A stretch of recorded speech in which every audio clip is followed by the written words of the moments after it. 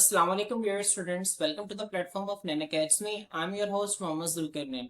Students, आज की video matric in health sciences और मैट्रिक इन एग्रीकल्चर साइंसेज के बायोलॉजी टेक के स्टूडेंट्स के लिए है।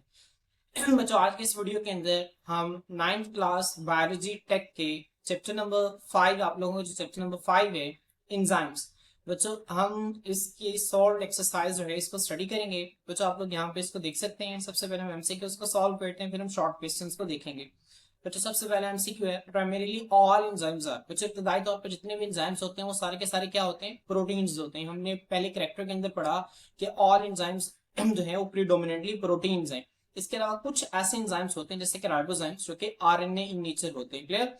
बच्चों इसका ऑप्शन एमसीक्यू नंबर 1 है, इसका करेक्ट आंसर जो है ऑप्शन बी है। एमसीक्यू नंबर 2 देखें बच्चों, विच best defines an enzyme. In 5 options में से कौन सा जो है वो एंजाइम को सबसे अच्छे तरीके से डिफाइन करते हैं?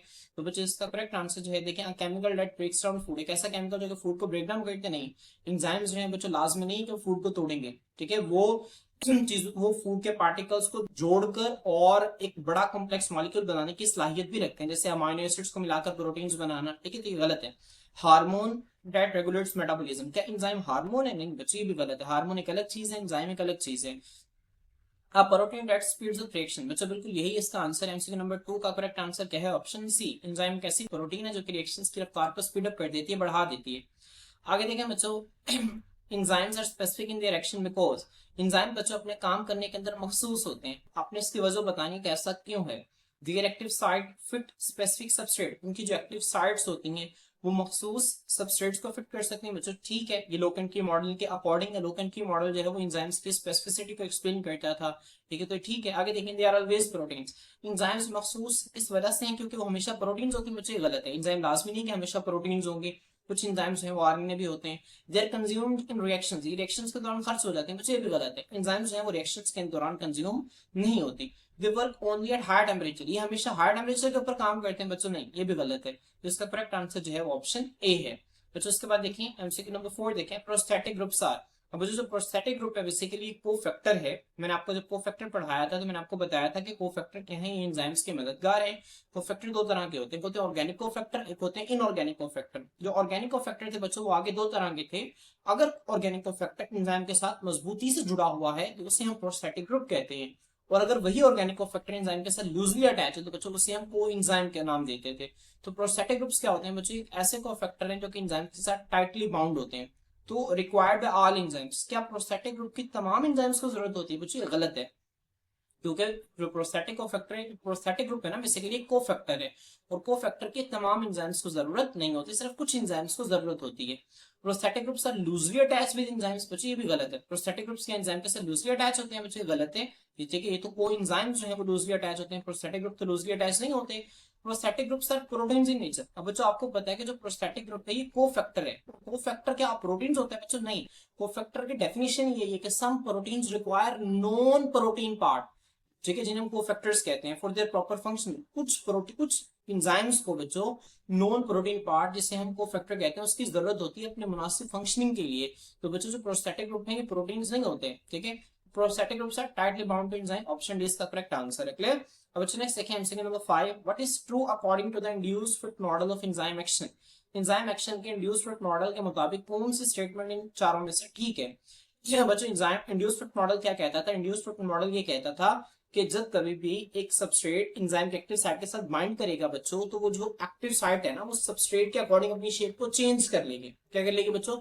चेंज कर लेगी। और फिर क्या होगा? रिएक्शन के बाद दोबारा से अपनी वापस शक्ल के अंदर वापस आ जाएगी। अब बच्चों यहाँ पे देखें, enzymes active site changes shape to bind the substrate, बिल्कुल ठीक है। एंजाइम की एक्टिव साइट जो है वो अपनी शक्ल को चेंज करती है ताकि वो सबस्ट्रेट के साथ बाइंड कर सके, बिल्कुल ठीक है। सबस्ट्रेट चेंजेस शेप, बच्चों क्या सबस्ट्रेट अपनी शक्ल को चेंज करते हैं? नहीं, एक्टिव साइट अपनी शक्ल को चेंज करती है, तो ऑप्शन बी गलत है। नो शेप चेंजेस अगर इन एक्टिव साइट और सबस्ट्रेट, एक्टिव साइट और सबस्ट्रेट में कोई भी शेप चेंज नहीं होता, बच्चों ये भी गलत है। Substrate attach with enzyme at a site other than active site, बच्चों ये भी गलत है। ये उसने एक और, ठीक है, नॉन कॉम्पेटिटिव इनहिबिटर, बच्चों ये आप बायोलॉजी टेक के अंदर नहीं है, तो दूसरी बायोलॉजी की बुक है ना उसके अंदर एक टॉपिक है, उसकी एक लाइन लिखी हुई है उसने, तो ये भी गलत है, ठीक है। तो इसका करेक्ट आंसर जो है बच्चों ऑप्शन ए है। क्लियर? बच्चों होपफुली आपको इन एमसीक्यूज की अच्छी तरह से समझ आ गई होगी। इसके अलावा बच्चों मैं आपको जाती तौर पर रिकमेंड करूंगा कि आप लोग बाकी जो बायोलॉजी की बुक है ना उसके एमसीक्यूज को देख लीजिएगा, क्योंकि यहाँ पे कुछ टॉपिक्स आपके इस चैप्टर में से जो दूसरी बायोलॉजी की बुक है ना उसके कुछ चैप्टर्स को मिस किया गया है, बाकी सारे टॉपिक्स आपकी बुक में हैं। तो वहां अगर इस तरह का कोई और एमसीक्यू आपको मिल जाते हैं जो कि आपके पेपर में पूछा जा सकता है, तो आप लोगों के लिए हेल्पफुल होगा, मुफीद होगा। तो आप लोग दूसरी एमसीक्यूज को भी देख लीजिएगा, और उन एमसीक्यूज को जो कि पर्टिकुलरली आपकी बुक के अंदर गिवन टॉपिक्स के अंदर से हो, उनको एमसीक्यूज को आप लोगों ने लाजमी तौर पे देख लेना है। बच्चों इसके बाद जो है शॉर्ट क्वेश्चन है। बच्चों शॉर्ट क्वेश्चन देखें। डिफाइन मेटाबॉलिज्म, मेटाबॉलिज्म की तारीफ करनी। कैटाबॉलिज्म और एनाबॉलिज्म में क्या फर्क होता है? बच्चों जो फर्स्ट लेक्चर है, आप लोग अगर बायोलॉजी टेक की प्लेलिस्ट देखेंगे ना, तो उसमें पहला ही लेक्चर जो है मेटाबॉलिज्म की डेफिनेशन, कैटाबॉलिज्म और एनाबॉलिज्म के फर्क के ऊपर है। आप लोग वहां से इसको जाके देख सकते हैं। देखिए मैंने आप लोगों के लिए एक ई बुक से जो है इसको यहाँ पे लिखा हुआ है, ये मेटाबॉलिज्म की डेफिनेशन है, ये कैटाबॉलिज्म और एनाबॉलिज्म का फर्क है। तो अगर आपने इसको समझना है और पेपर में इसमें किस तरह से लिखना है, तो आप मेरा फर्स्ट लेक्चर देख सकते हैं। बच्चों इसके बाद देखें शॉर्ट क्वेश्चन नंबर 2 है, which type of metabolism demands input of energy. बच्चों कौन सी मेटाबॉलिज्म की किस्म है जिसमें हमें एनर्जी देनी पड़ती है? तो बच्चों वो है एनाबॉलिज्म। इसका देखिए आंसर क्या है। एनाबॉलिज्म जो है ये डिमांड करता है इनपुट ऑफ एनर्जी। इसकी एग्जांपल वो देता है फोटोसिंथेसिस। फोटोसिंथेसिस एक एनाबॉलिज्म, ठीक है, एनाबॉलिज्म की एक एग्जांपल है।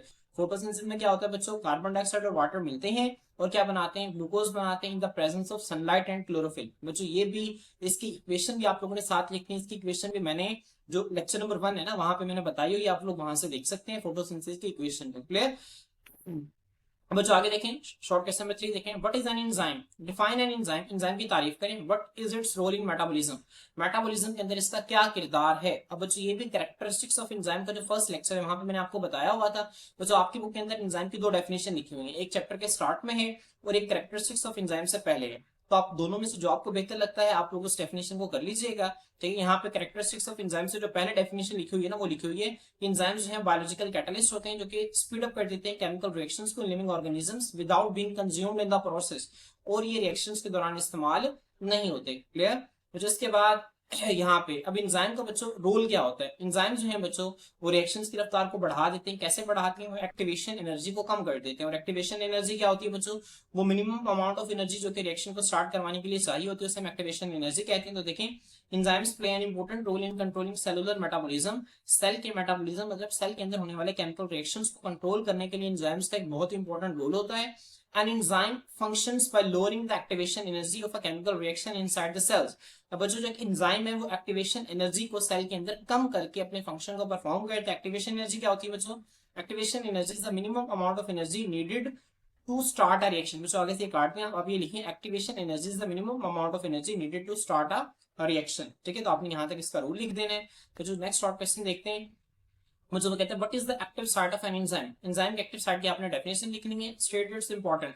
अब बच्चों इसकी जो ये जो शॉर्ट क्वेश्चन है ना ये आपने बुक से ही करने हैं। बच्चों कैरेक्टरिस्टिक्स ऑफ एंजाइम है ना बच्चों, उसके बाद जो मैकेनिज्म ऑफ एंजाइम एक्शन है, मैकेनिज्म ऑफ एंजाइम एक्शन से पहले बच्चों एक्टिव साइट की डेफिनेशन, बहुत बेहतरीन डेफिनेशन लिखी हुई है, उसके साथ उसकी इंपॉर्टेंस भी है। बच्चों मैकेनिज्म ऑफ एंजाइम एक्शन का आप मेरा लेक्चर देख सकते हैं, मैंने वहां पे इसको जो है वो डिटेल से बताया है, तो आप लोग वहां से जाके एक्टिव साइट को सुन सकते हैं और इसकी डेफिनेशन और इसकी इंपॉर्टेंस को लिख सकते हैं। ठीक है, एक्टिव साइट की डेफिनेशन बहुत आसान है, आपको मिल जाएगी, लेक्चर के स्टार्ट में मिल जाएगी कि एंजाइम की जो सरफेस है, ठीक है, उसमें क्लेफ्ट्स या पॉकेट्स होते हैं जिनको हम एक्टिव साइट कहते हैं, और इसकी इंपॉर्टेंस क्या है कि रिएक्शन में, ठीक है, केमिकल रिएक्शंस को कैटालाइज करती है, केमिकल रिएक्शंस को स्पीड अप करवाती है।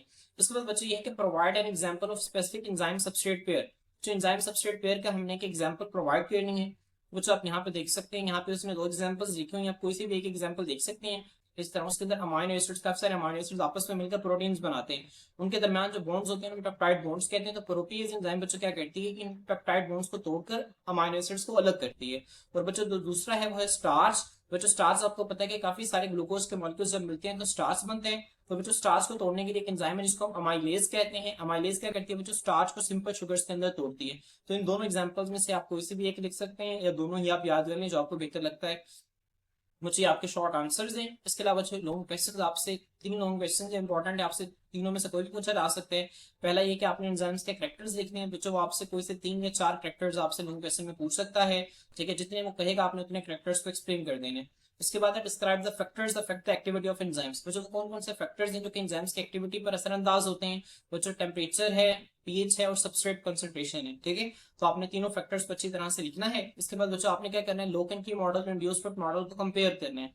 तो बच्चों आप लोगों ने लोकेन की मॉडल इंड्यूसमेंट मॉडल को एक्सप्लेन कर देना है, उसके साथ आपने डायग्राम्स भी लाजमी बनानी है। अगर आपने इसको समझना है तो इसका भी हमारा लेक्चर जो है अवेलेबल है, आप लोग वहां से इसको देख सकते हैं। तो स्टूडेंट्स होपफुली आपको इस एक्सरसाइज की अच्छी तरह से समझ आ गई होगी। इंशाल्लाह नेक्स्ट वीडियो के अंदर हम नेक्स्ट चैप्टर के साथ आपके खिदमत में हाजिर होते हैं। आज के लिए इतना ही, अल्लाह हाफिज।